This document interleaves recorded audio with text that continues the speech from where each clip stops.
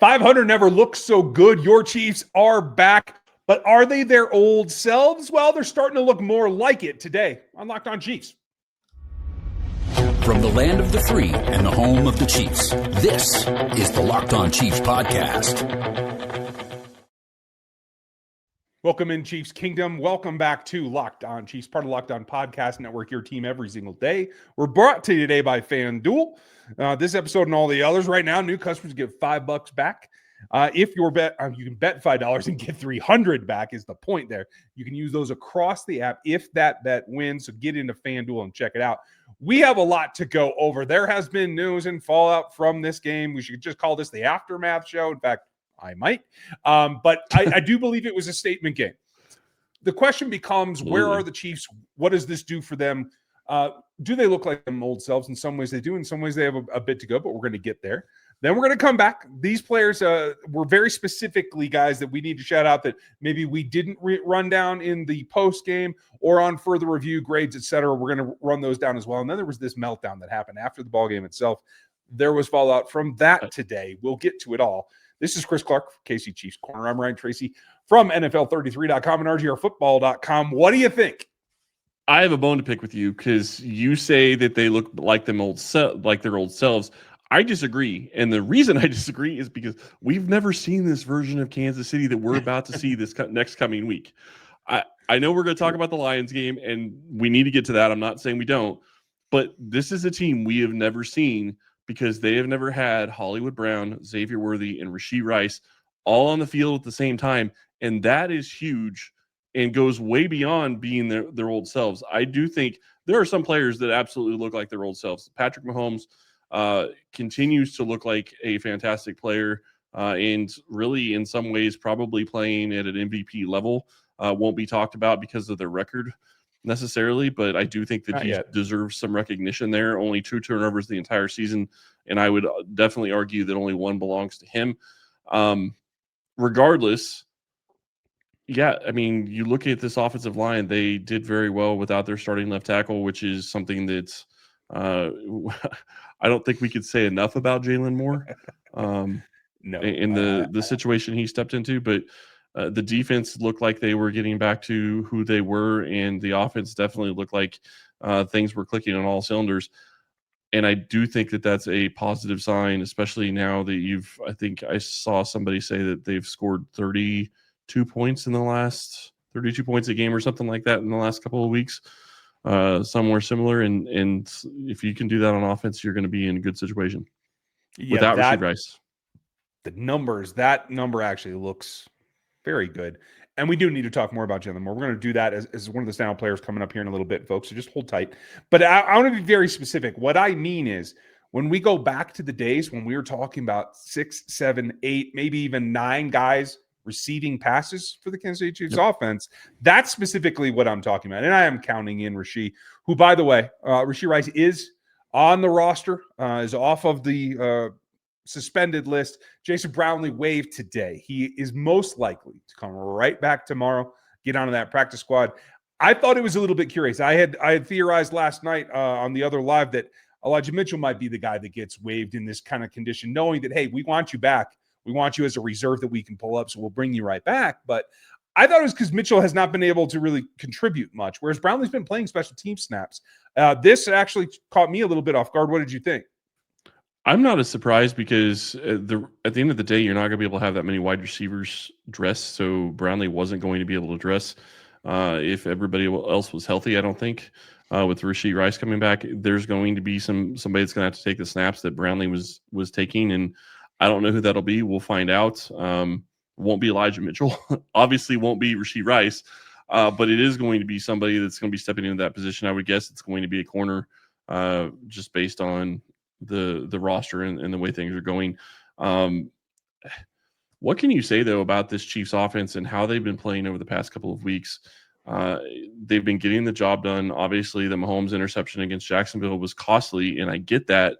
But outside of that one play, he has played pretty flawless almost the entire season, to be fair. And really, the only other time he put the ball in harm's way himself And this was a bad decision on the Chiefs' part. Blocking Aiden Hutchinson with Noah Gray is not a good idea. It's a little bit iffy proposition. I gotta say, I thought the full overload with Caliendo on the field and then option the other way. Great play design. I still don't like Patrick running the option. If you're not going to run the sneak and you're going to run the option, I don't know what we're doing here, because it's just as likely that he gets knocked around there. He's already taking more chances with his own health than I personally like, but that's had to be the thing to motivate this team to get to 500, right? And how do you like you look at overload, but you also look at your left tackle, Jaylen Moore, wasn't even playing that left tackle. I can't remember on the specific play, but him playing almost right tackle or to the right of Jawan Taylor. I mean, Caliendo saw more snaps. Fun. Yeah, it was interesting. I wasn't expecting to see it, and then they go unbalanced to the right and they run it to the left, and it's like, okay, well, that's something that you don't expect, and obviously the Lions didn't expect it at that point either. It was successful. This is what you need from this offense. This is the creativity. We're starting to see things. And I said this yesterday, and I'll say it again today, and I'll go even a step further than I went yesterday. I almost think in some ways, granted, you don't want to lose games, and I get that, but I almost wonder if the first 3 losses of the season for Kansas City are going to end up paying dividends later in the season, mainly because Andy Reid has had to be more aggressive trying to get this team back to 500. And if he knows how successful they've been, is that going to play over? Is he going to continue to allow them to be more aggressive and take more chances, knowing that the team usually pays it off? Well, I think that's a key attribute to this game and the Ravens game. I do feel there was a lull against the Jaguars, both from Patrick and from Andy Reid in particular. I think this has to show you that you have to run the ball. Holy cow, it's like I've been saying this since we started the show 9 years ago. Run the dang ball, Andy. You have to be aggressive at all times, and you have to build more than just a 7-point lead to be comfortable. That's the way it is right now, and I think that two of these last 3 games have proven that lesson. The question becomes, how does he go about that? And Andy Reid is an old dog. He's got a lot of tricks. Learning new ones that he didn't come up with seems to become a problem about this time of year. He's got more going on in his brain than he can handle, and quite frankly, I think it's not the only thing that brings this team together, but this aggression the last 2 weeks brought them together. A meltdown after the game did the same thing. That's coming up later in the show, but we want to get to additional standouts that are coming up next because those guys deserve the attention, and one of them is Leo Chenal next. Nobody likes paying rent, but if you must, you might as well get something for it. That's where Built comes in. Built is changing the game by turning your rent payment into real rewards that you can actually use. When you pay rent through Built, you earn flexible points that can be redeemed toward hundreds of hotels and airlines and future rent payment and even a Lyft ride or more. But Built isn't just about the rent. It's about rewarding you for your entire neighborhood, for what you do around it and where you go. Built really, really works. If you're paying rent right now, you might as well make the most for it. Give back to your community, be able to get things done, and make yourself a little bit more out of those dollars that you're already spending. Turn your rent into rewards and start earning points around your neighborhood by going to joinbuilt.com/LockedOnNFL. That's joinbilt.com/LockedOnNFL. Make sure you use that link so they know that we sent you. You guys have probably heard of Viagra or Cialis, and you maybe even tried them. But if you're looking for something beyond just the usual pill, check out Rugiet Go Long. If you're ever looking for something beyond the usual pill, it's time to get Rugiet Go Long. That's exactly where Rugiet Go Long comes in. It isn't just another ED pill. It's a total game changer for your confidence. Go Long combines 2 doctor-tested medications, as well as dual-action formula that can help you get in and go to the distance. Effects that can last up to 36 hours. It's confidence all day, all night, even into the next day.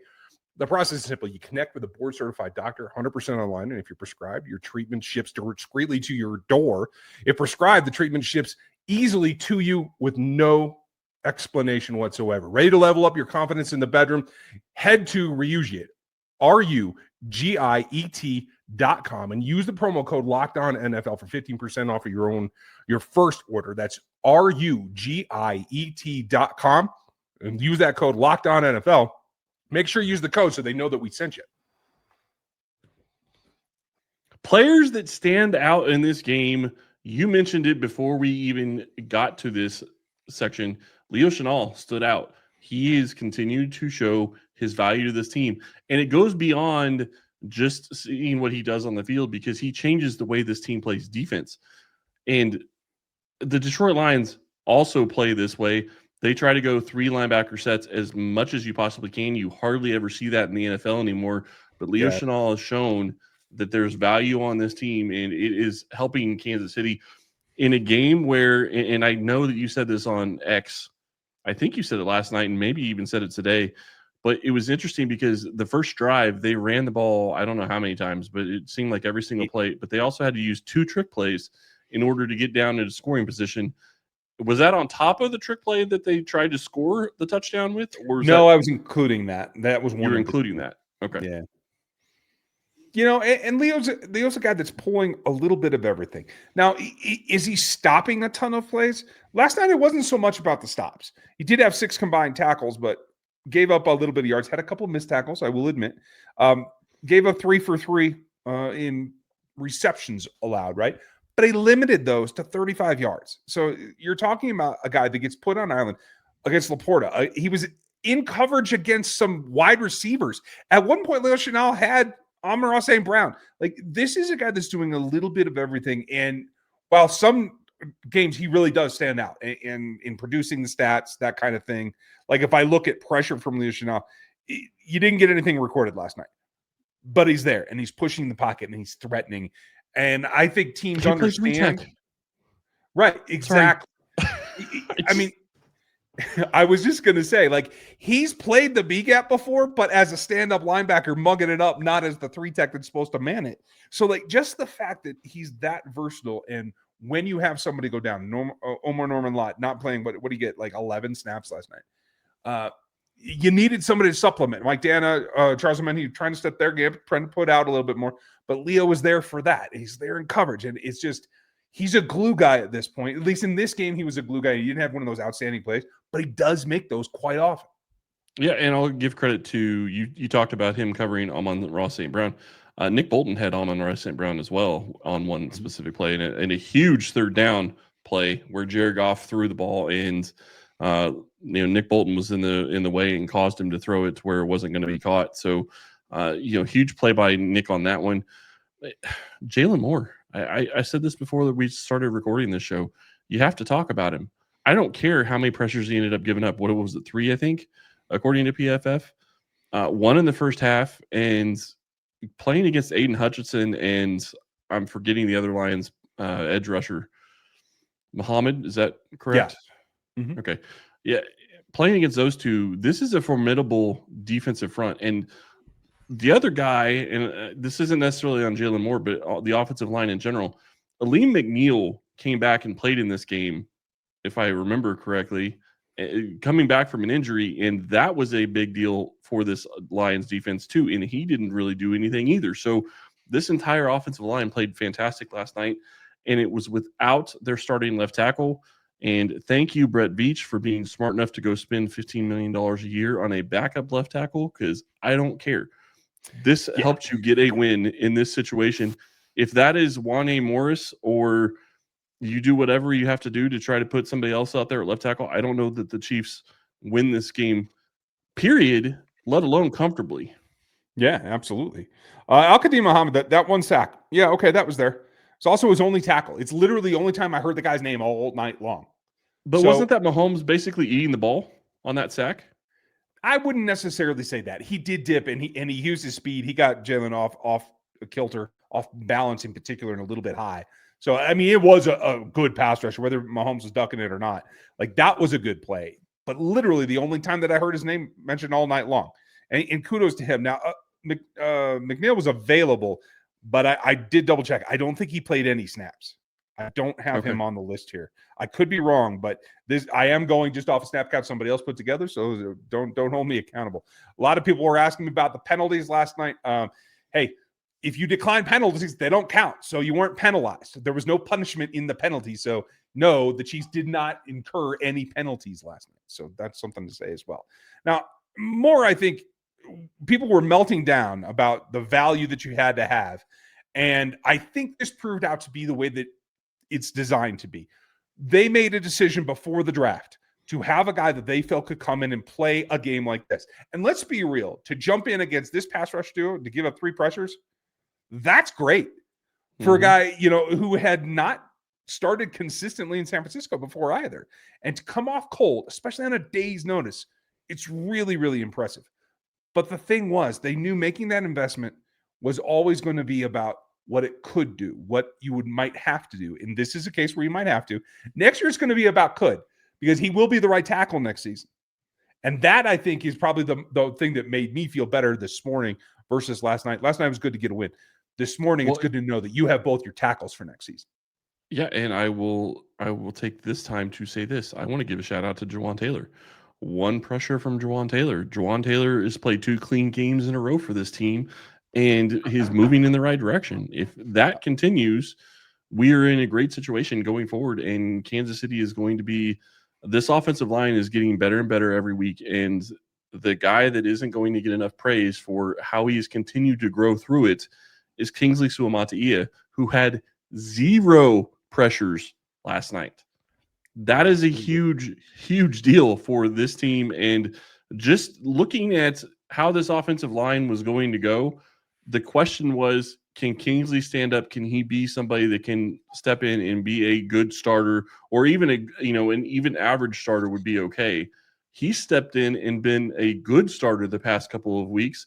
And without playing next to Jaylen Moore most of the offseason, that's also something to take into account. They have no chemistry between those two really to speak of, and they still step in and get the job done against a good front. And they finished off what has been a bit of a progression for the offense. Just to share a couple of rankings now from our friends at True Media. There's more information in True Media than I can even get my hands on, but I'm just going to give you a couple that stand out to me. Offensive points per game, they've now climbed to number 7 in this league. When you look at sacks per attempt, the number of dropbacks, they're now in the top 10 at number 6. That's incredible for where we're going. And much along with the aggression conversation we had a little bit earlier, Andy Reid has got this team now 4th down itself conversion percent. They're number 3 in the league now, and they don't do the tush push. So that's pretty dang incredible too. If they can keep this up and continue to distribute the ball, they're going to be in very good shape. And they've done it all without their best wide receiver and a guy who's easily, in my opinion, a top 10 wideout in the NFL and could be even higher. And Brian Branch, if you're pissed off about JuJu, be happy Rasheed wasn't out there. So that's what we're going to talk about next. The NFL season is here, and FanDuel has an offer you don't want to miss. Right now, new customers can bet just $5, and you're in business. You can get $300 in bonus bets if you win. That's right. Pick a bet, put down $5, and if it hits, you'll unlock $300 in bonus bets to use across their app.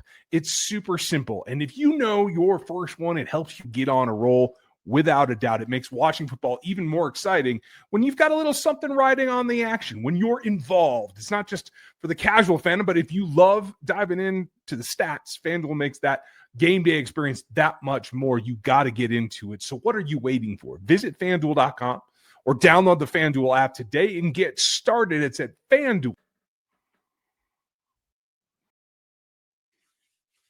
Lot going on here. One of the things that happens is something that's a little bit extracurricular. If you want that much more, get on the text line at 816-357-8781. That is our extracurricular. We'll drop all the breaking news and some specific things just to the everydayers that are out there, because that's where they hang out on the text line, and that does definitely help.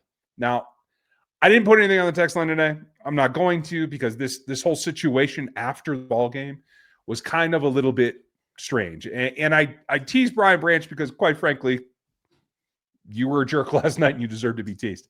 But if you're upset about JuJu hitting you hard, getting Rasheed back is definitely something that changes not just the explosiveness of this team, but the physicality of what you can do in this pass play. And I think that was something, and JuJu did outside of the blocking that did bother. I mean, you can argue about some of those blocks.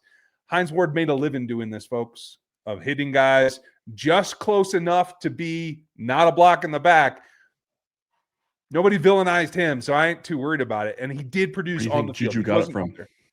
Yeah. What an idea, right? And I think he contributed enough on the field with other physicality that it did round out his game, in my opinion. And I think last night showed that you don't have to go down on first contact. Whether you're Kareem Hunt, whether you're Isaiah Pacheco, and certainly if you're one of the wide receivers, you can survive contact. Now, I'm not saying that they should look for it. Xavier, don't go looking for contact. But Thank you. Outside, I was about to say that. Outside Xavier Right. Worthy, fine with that. Yeah. But Xavier, go down. But that's the thing, is this meltdown was emotion, right? And I just feel like it's because the Chiefs were physical. And now it's going to get even worse for opposing defenses because Rashee Rice is going to be back. What did you think of the whole situation? Poor sportsmanship, obviously, but it goes, I mean, to me, it was poor sportsmanship when he's not shaking people's hands, and you saw that on video. People want to blame Patrick Mahomes. I don't understand it, other than the fact that people just want to blame Patrick for anything. So at this point, it is what it is. The other thing I will say is I think he's lucky he just got one game. I know that may be unpopular, but you do it after the game is over. Like, I think you deserve more than just one game. I think that a statement needs to be made about that kind of thing, because there's no reason for that in football. Like, there's enough physicality, there's enough times on the football field, and we've seen people, hit people in the field of play during the game and get a suspension of the game. After the game, when you're supposed to be shaking hands, and that's what JuJu was going to do at that point. It's on clear as day on video. He's trying to shake the guy's hand, and it just cold cock him. I think it deserves more, but it is what it is at this point. He'll be suspended for a week. I can't imagine he's going to try to appeal that. The other thing that's interesting on that is he's been suspended a lot, or not suspended, but he's been fined a lot for different things over his career so far in the NFL. And that's the other part that's interesting to me, and another reason why I'm surprised he only got one game. Yeah, I agree with you. I think there's a pattern there for a player that I liked coming out of college. But as much as he is an asset on the field, he's also a liability mentally in terms of what else is that doing to your locker room. There are locker rooms around this league that are crumbling right now. I mean, absolutely. Look at what happened to Tennessee and the things that their players had to actually say to the media yesterday, in that this was the worst week of practice we ever had. The Lions aren't there, but it certainly makes things more difficult when you have a player that has that kind of maturity issue. So hopefully he can learn from that and be ready for next time, because I do think there's a significant possibility that the Chiefs see this team in the postseason. And for those of you that are like, whoa, they're just 500. Well, they keep playing like this, and they'll be much better than 500 when it comes to the end of the season. This is a team that has outplayed their record by a good bit, in my opinion. They also have the hardest strength of schedule for the first 6 weeks of any team with a record that is 500 or better. So, and yeah, I'll throw shade at the Bills. The Bills have the worst. I think the Bills have half the strength of schedule that Kansas City has. I think Kansas City's like at 533. The Bills are like 240. What do you say? I mean, how do you justify how these teams are looking at different points? I'm not saying the Bills aren't a good team. They are a good team, but they've had a much softer schedule than Kansas City has. And Kansas City's played the Super Bowl champions. They played the Baltimore Ravens. They played two of the best offenses in football so far this year.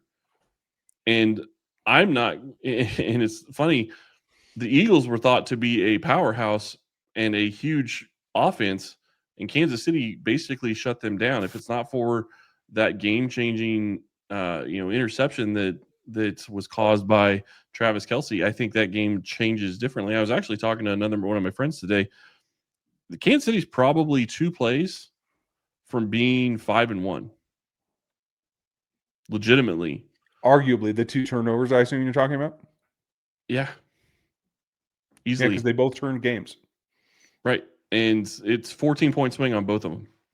Yeah. And I don't think the Eagles are coming back and scoring the 14 points they need to win that game. And I don't think Jacksonville is going to come back if Kansas City scores a touchdown at that point, because it was a completely different game and it flipped momentum. So they are 2 plays away from being 5-1. And the other part of that is the thing that isn't talked about enough is how well Mahomes is playing and taking care of the football. We talked about it just a little bit earlier, but to have 2 interceptions on the season, and 1 is completely not his fault. Yeah. Let me check that again. Interceptions per attempt, they're number 5 in this league. Number 5. Yeah. And they're getting ready to play a team that turns the ball over like crazy in with their QB. So that'll be something. That's the one thing. If you go past just the inability to get sacks, that's the one thing that bothers me with this defense is they're not getting turnovers. Because if this defense starts getting turnovers with the offense playing the way it has without their best wide receiver, yeah, good luck. You're finally, like, you're literally about to see a situation where Hollywood Brown becomes your 4th option at best. Yeah, maybe. I still think Travis Kelce. Well, look at the defense Travis Kelce gets. He had 3 guys on him in the end zone when Hollywood Brown caught that touchdown. And this we've talked about this for years. The gravity that Travis Kelce brings, he still brings it. Right. And he's still being productive. Like, I saw another stat today. He is on pace to have the 2nd greatest season from a 36-year-old tight end behind only Tony Gonzalez. Most of the others, I think there's 3 seasons in the NFL where you've had a tight end that's playing at 36. Travis Kelce is on pace for the 2nd best in that group. Everybody else is usually retired by that point. Yeah. And Kelce is, and my whole point is, I'm not saying he's having a fantastic season. He's still productive. He's still helping this team. But the other thing that you saw in the snap counts, 70% usage, which is down from what it has been. And I understand he went out for an injury, kind of an injury for a couple of plays, and that plays into it. But guess who else saw a ton of snaps at the tight end position? Noah Gray was in for over 70% of the snaps too. They're playing a lot of 12 personnel, and it's working for this team. I think that changes as things go on, but I'm hoping that means that Kelce will continue to see a decrease a little bit in snaps. Noah Gray will continue to see about the same type of snaps, and you're going to go to, having Hollywood and Worthy and Rice on the field at the same time. So we'll see. Yeah, this is about to be the plan that never came together until it came together this week. And add in Tyquan Thornton, who didn't do anything last night. Didn't have to do anything last night. That's the key. We are going to talk about that with Matt Derrick, who will be with us tomorrow. Then we will have the crossover with our guy Q, getting ready to look at the Raiders and find out what's going on with them. Haven't talked to him since the pre-AFC preseason rankings, which he was actually pretty dang honest about. So I'm looking forward to talking to him. And we will wrap it up for you with our prep show on Friday. So do not miss the rest of this week. We appreciate you being here. You everydayers most above all, but there are a ton of you, and we very much appreciate it. Thanks for spending your time with us. Thanks for being subscribed on whatever platform you prefer, because we are all over the place. Check out our extra shows that are coming for you. We appreciate it, and we'll talk to you next time.